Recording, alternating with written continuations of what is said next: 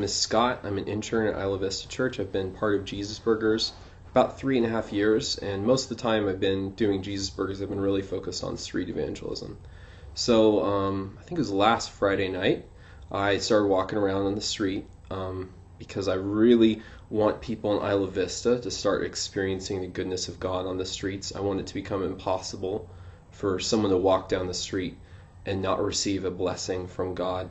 And so that was just sort of on my mind, like, okay, God, how do you want to do this tonight? I was feeling a little dead, wasn't sure what to do, just sort of sitting, talking to the Father. And I felt like God said, hey, go try to find a black-haired girl with a ponytail and ask her if her name's Janine. So I did, and her name wasn't Janine. And I asked if I could pray for her, and she's like, no, thanks. And he's like, cool, okay, now go look for a guy who has long blonde hair and ask him if his name is Ron. I was like, okay, Father, let's do it. And I found that guy, and I asked him if his name was Ron, and it wasn't. And I was offered to pray for him. He didn't want it. So it's possible he becomes discouraged at this point, but I wasn't really worried. I think really what the Father wanted to do in this is to get me in a place of childlikeness, of rest and trust. Just like, okay, I'll just trust Dad. So I ended up at the end of a block near a stop sign, just felt like God wanted me to talk to some people, just sort of said hi, didn't do anything spiritual. Then I flipped around, and then there was a guy with a cast. I just went up to him, asked him, hey man, what's your name? What's going on with the cast? His name was Chris. And he said he dislocated his shoulder about a week before, and it kind of hurt. It wasn't as bad as obviously when it first dislocated, but it still kind of hurt. And then I told him, hey man, I've seen God heal a lot of people. Just last week there was this guy whose fractured wrist got healed. We even had x-rays to prove it.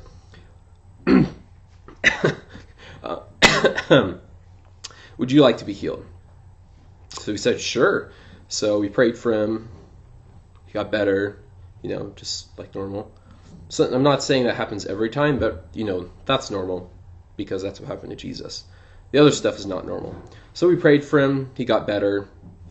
He said, the doctor told him, oh, you shouldn't, raise your arm overhead. It might redislocate. So I was like, okay, let's be gentle, but can we give this a shot? So he said, okay.